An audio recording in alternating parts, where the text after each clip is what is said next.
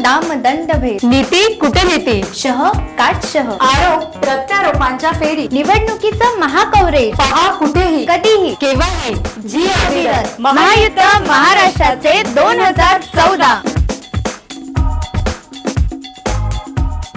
सत्याची जाण हीच आमची शान या तत्वावर चालणाऱ्या जी अविरत इंटरनेट न्यूज मध्ये मी प्रियंका जाधव आपल्या सर्वांचे मनापासून स्वागत करते।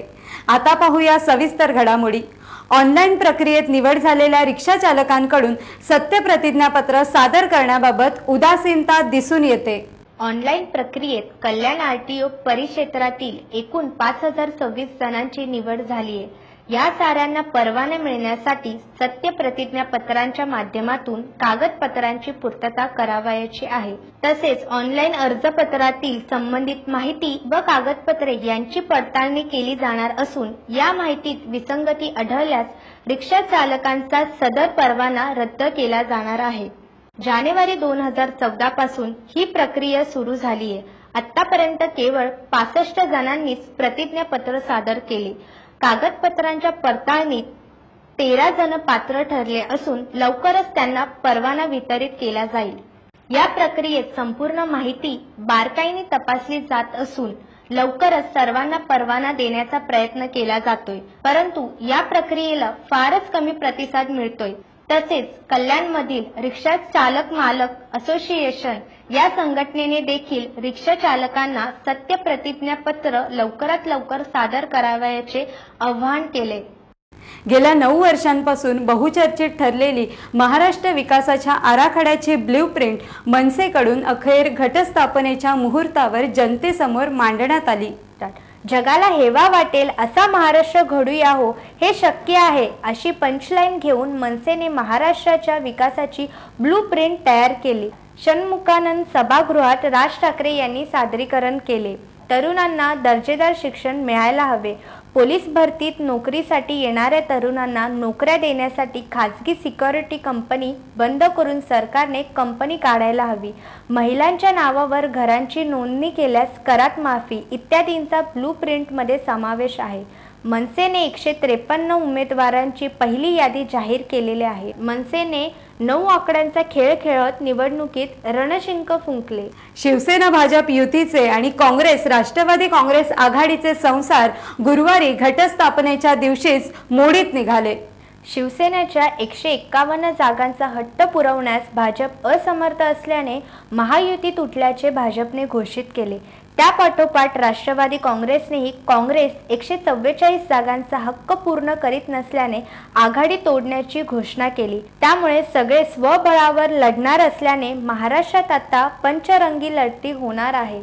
एका शाळेत 5वीत शिकणाऱ्या एका विद्यार्थ्याला फक्त स्पेलिंग चुकली म्हणून पट्टीने मारहाण करण्याचा धक्कादायक प्रकार कल्याणमध्ये उघडकीस आलाय। केंद्र सरकारने शाळेतल्या मुलांशी कसे वागायचे यांच्या मार्गदर्शक सूचना जारी केल्या आहेत। त्याला अनुसरून महाराष्ट्र सरकारच्या शिक्षण खात्यानेही विद्यार्थ्यांना मारणे किंवा शारीरिक इजा करण्यावर बंदी घातली असून मारहाण केल्यास शिक्षकांना शिक्षेला सामोरे जावे लागते।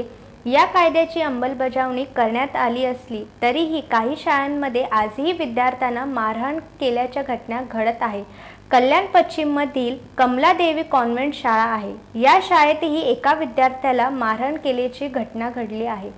10 वर्ष वयाचा असलेला ऋतिक तोमर हा याच शाळेत 5वीत शिकत आहे। ऋतिक हा नेहमीप्रमाणे शाळेत गेला असता आरती नावाच्या शिक्षिकेने केवळ स्पेलिंग मध्ये चूक झाली म्हणून ऋतिकला पट्टीने मारले। इतकेच नव्हे तर त्याला हाताला चिमटे देखील काढले। स्पेलिंग मिस्टेक था। हाँ, कैसे मारी थी टीचर आपको? स्केल से हाथ पे चिमटी ली थी और पैर पे ना डंडा मारा। अच्छा, तो टीचर का नाम बता सकते हैं? क्या नाम है टीचर का आपका? आरती। पूरा नाम क्या है? पूरा नाम कौन सा सब्जेक्ट सिखाती है? सिर्फ हिंदी मराठी और हिस्ट्री ज्योग्राफी को छोड़ के सब सिखाती है। या मारहाणीबाबत ऋतिकचे वडील राजेश तोमर यांनी शाळेत मुख्याध्यापकांना जाब विचारला असता आमची शिकवण्याची हीच पद्धत आहे असे उत्तर दिल्याचे त्यांनी सांगितले। कल हमारा लड़का ना स्कूल 5th में पढ़ता है कमला देवी स्कूल में, तो स्पेलिंग मिस्टेक हो गया था तो टीचर ने उसको बहुत मारा। तो अभी आज मैं सुबह कंप्लेंट लेके गया तो प्रिंसिपल बोल रहे कि हम लोग बच्चों को ऐसे ही मारते हैं। बोला मैडम आपको मालूम है कि टीचर लोग को हाथ नहीं लगाना हो, आपके पास पेरेंट्स का कॉन्टैक्ट नंबर है, एड्रेस, उनको फ़ोन करके बोला उनको कंप्लेंट करो। बोला नहीं हम बच्चे लोग को ऐसे ही मारते हैं, ये जवाब दिया। मैं बोला मैडम आप कंप्लेंट दे दूंगा, बोला आपको जो करना है करो। याबाबत शाळेच्या मुख्याध्यापका विजयालक्ष्मी नायर यांनी असे काहीही घडले नाही, आम्ही ऋतिकला समजावले होते, त्याला कोणीही मारहाण केलेली नाही, हे आरोप खोटे आहेत असे त्यांनी सांगितले।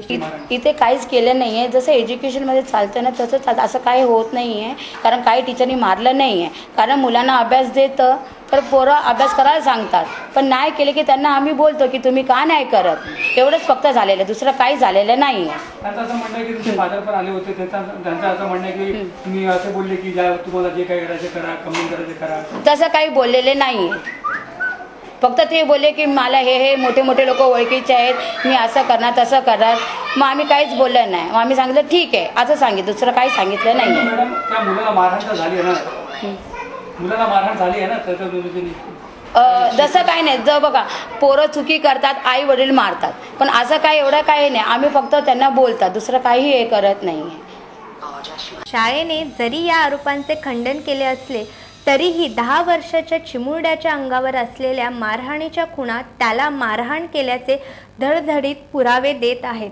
याबाबत ऋतिक यांच्या कुटुंबियांनी स्थानिक महात्मा फुले पोलीस स्थानकात तक्रार केली असता पोलिसांनी या शिक्षकाविरोधात गुन्हा दाखल करण्यात आलेला आहे। तो अभी आपका क्या कहना है? अब मतलब अभी कहना मतलब कंप्लेंट करना है और आगे फिर उसे पढ़ाना है हमको कि अगले दोबारा किसी बच्चों को ऐसा नहीं मारे। पुढील तपास सुरू असल्याची माहिती पोलिसांनी दिली। याचबरोबर हे बातमीपत्र संपले। नमस्कार।